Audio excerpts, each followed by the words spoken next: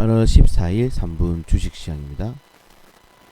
미증시가 다시 한번 더 트럼프 대통령의 이 롤러코스터 발언에 상승했습니다.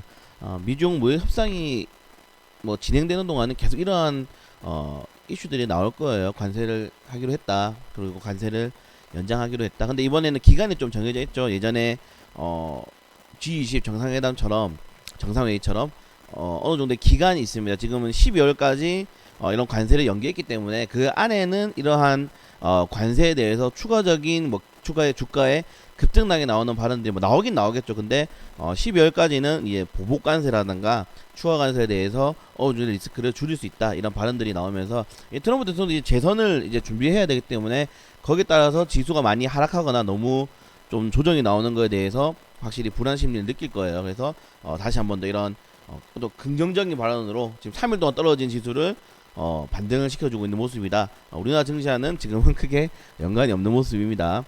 그래서 해외 증시 일정 자체가 굉장히 좀 기존의 재료들이 반복되고 있죠. 미중 무역 협상, 그리고 이탈리아 연정 붕괴, 이번에 아르헨티나에 대한 자파 정권의 이 집권이 예상된다. 그리고 홍콩 사태, 이런 이슈들이 꾸준히 지속되고 있습니다. 그리고 노딜 브렉시트 같은 경우에는 거의 3년 동안 이루어지고 있는데, 이런 이슈들이 해소가 돼야지 재료가 소멸이 될 건데, 아니면은 이러한 이슈들에 긍정적인 단어들이 좀 나오기가 많이 힘들어요. 워낙 좀 극명하게 갈린 재료들이기 때문에 이런 이슈들이 꾸준히 나온다. 그렇기 때문에 오늘 큰일났다, 이거 이탈리아 연정에서 또 이슈 나왔네, 야, 아르헨티나, 홍콩, 미중 무역 협상, 매일매일 이런 식으로 대응을 하실 필요가 없다는 겁니다. 거기에 대해서 항상 인지를 하고 있으면은 거기에 맞는 종목과 거기에 맞는 업종과 섹터를 꾸준하게 내포된 상태로 나의 포트폴리오에 적용시키면 되니까 너무 걱정하실 필요는 없다. 여러 개인 투자자분들은 그렇게 생각하시면 될 것 같고, 특히 이제 국제 유가가 어제 이제 4%대 급등이 나왔는데, 국제 유가가 이 감사한 소식도 나오고 있고, 또 글로벌적인 경기 둔화로 인해서 좀 수요가 떨어지지 않을까라는 이슈들이 나오고 있으면서 우리나라 증시에는 유가 관련된 업종들은 이제 정유화학, 건설인데, 이 종목은 흥구석유밖에 안 갑니다. 다른 업종들은 워낙 대형주라서 이런 이슈로 통해서 급등락이 나오기 좀 힘드니까 흥구석유만 체크하시면은 될 것 같아요. 유가 관련해서 이슈가 나올 때는. 자, 그리고 이제 DHC가 사과 이후에 또다시 혐한 발언을 하면서 어제도 화장품 관련 종목들의 좀 상승폭이 나왔는데, 이게 저도 영상을 어제 봤는데 좀 쉽게 사그러들잖아요. 굉장히 많은 도발을 하더라고요. 많은 도발을 했기 때문에 여기서 일단은 우리나라도 일본을 화이트리스트에서 배제를 했는데, 품목 자체가 너무 극명하게 차이가 나니까 이런 DH 사과에 대해서 화장품 관련 업종들의 어떠한 대응이 나올 것인가. 일단은 이 국내 유통회사들은 내렸어요. 이 DH 제품들을 내리거나 구석에 좀 숨기거나, 온라인 쇼핑몰 같은 경우는 거의 대부분이 내리고 있는 모습이더라고요. 그래서 이러한 이슈들이 과연 8월 15일날 이 문 대통령이 어떠한 광복절 발언이라든가 정부 정책에 따라서 좀 변동성이 좀 크지 않을까라고 생각이 됩니다. 그래서 이 종목은 꾸준히 좀 갈 수 있는 종목들이니까, 그러니까 가장, 그리고 불매운동 가는 중에 힘이 세죠. 지금 직접적으로 이 펜시 같은 경우에는 일본의 펜시 업종들이 나와서, 아니면은 유니클로 같은 경우도 초반에는 망언을 했지만은 연이어 사과를 하고 있죠. 그런데 DHC는 굉장히 강경한 발언이 나오기 때문에 재료가 좀 세게 나올 가능성이 큽니다. 그래서 바닥에 있던 저가 테마주들의 좀 상승 반등이라든가 나올 수 있지만은, 지금 화장품 테마주들이 워낙 실적에 대한 압박과, 그리고 자기 모멘텀이 좀 없는 업종들이에요. 화장품에 대해서 업종 자체를 비난하는 건 아니지만은, 그렇기 때문에 거래량이 굉장히 없는 상태에서 급등이 나오기 때문에 투자자분들의 유의가 조금 우려가 됩니다. 자, 그리고 오늘 환율이 지속적으로 오르고 있는데, 제가 어제 장 마감 시장에도 환율에 대해서 좀 많이 걱정을 해드렸는데, 또다시 자고 일어나면 이제 계속 올라요. 역회 환율이 계속 오르면서 언제까지 오를 것이냐. 근데 1250원까지는 좀 오를 수 있지 않을까. 그리고 좀 이제 강경하게 하시는 분들은 1500원까지 막 올 수도 있다 라고 말씀을 많이 하시더라고요. 그래서 일단은 지속적으로 상승이 나올 거고, 이 원화 약세가 지속될 건데 나쁘진 않습니다. 원화 약세가 지속되면은 이제 자동차라든가 조선업 같은 경우에는 수출이 좀 잘 유지가 될 수 있으니까 가격대에서 좀 경쟁력이 생기니까 좋은데, 그 외적으로는 국내 증시에 대한 외국인들의 자본 이탈이 계속적으로 우려되는 거죠. 지금 제가 이제 옆에 이제 연기금 관련해서 이슈도 나왔는데, 외국인들이 10일 연속 순매도를 하고 있어요. 이거는 이번에 이 작년 폭락장 10월에 이제 정말 대폭락장 이후에 그 이후에 최저 기간 동안에 매도세라고 하면, 특히 어제도 1,700억 이상의 매도세가 나오면서 굉장히 큰 매도세가 나왔고, 지금 연기금을 제가 지금 이거 8월 1일부터 8월 13일까지의 외국인들의 매도세와 연기금이 그걸 어느 정도 방어를 했냐인데, 지금 1조 원이 넘는 금액이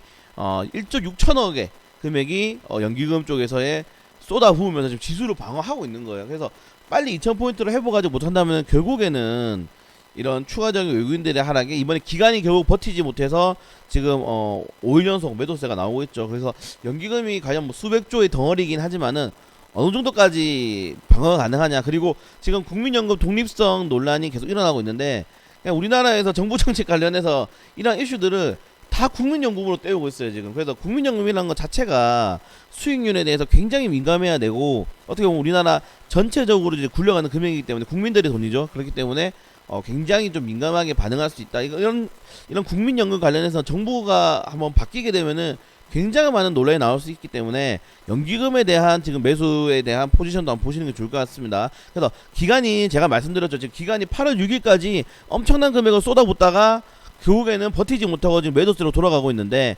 뭐 이런 이 연기금이 어디까지 버틸 수 있을 것이냐. 결국에는 기간이 떨어져 나가면서 이 지수에 대해서 또다시 이제 하방론이 나오고 있고, 지금 기간이 버텨줬던 구간 자체가 1990포인트 그리고 1950포인트 정도로 기간이 버텨줬다가 기간이 매도세로 돌아가면서 이제 1920포인트까지 코스피 지수가 떨어졌다 이 말이죠. 그래서 연기금이 지금 방어해주는 금액이 어느 정도까지 이뤄질 수 있느냐, 그리고 또다시 외국인들과 기간이 연속적인 매수세에 대해서 개인들 같은 경우는 조금 신경 쓸 필요가 없습니다. 지금 개인들은 굉장히 저점 매수에 대해서, 그리고 제가 며칠 전에 말씀드렸듯이 이 지수의 상승에 대해서 지금 굉장히 기대를 많이 하고 있어요. 워낙 급락이 나왔으니까. 그런데 1900포인트가 만약 이탈한다면은, 지금 2000포인트 8월 1일 이탈한 다음부터 지수의 그 하락폭이 굉장히 커지고 있죠. 1900포인트 이탈한다면은 추가적인 투매가 나올 수 있습니다. 그래서 항상 이 구간에 대해서 리스크를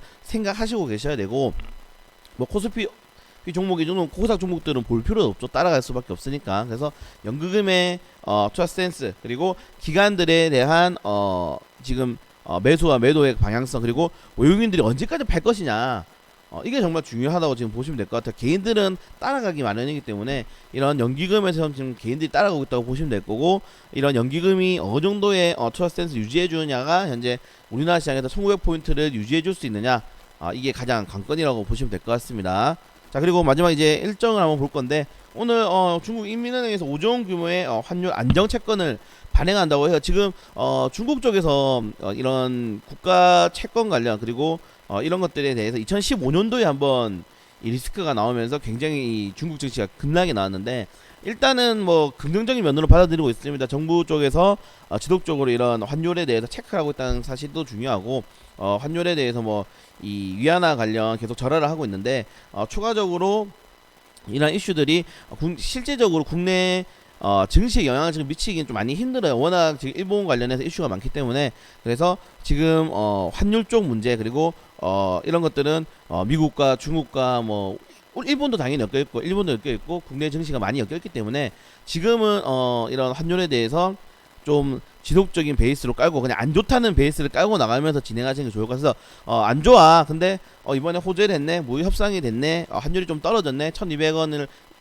밑으로 내려갔네, 이러한 긍정적인 면을 좀 체크하시면서 시장을 대응하시면 좋을 것 같아요. 지금 당장에 어떠한 기적적으로 이벤트가 생기기 많이 힘들어요. 그래서 이런 악재들을 좀 내면에 깔고 가는 게 좋을 것 같다라고 생각이 됩니다.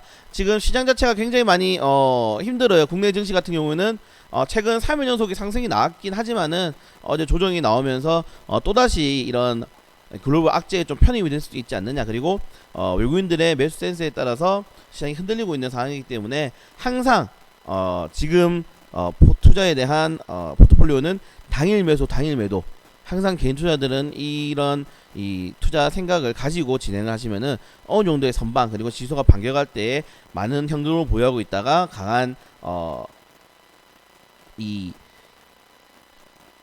분산 투자를 이제 했다면은 강하게 이제 좀 비중을 넣으면서 거기에 대해서 시장에서 좀 강한 상승 종목을 찾는데 좀 줄여가는 그런 시장이 될 수 있도록 하겠습니다. 지금은 시장 많이 힘들어도 지금 여러분들 우리 계속 수익 많이 드리고 있으니까 투자 멘토분들 잘 믿고 따라와 주시면은 좋은 결과 있을 거 좋은 결과를 만들어 드릴 수 있도록 또 최선을 다하도록 하겠습니다.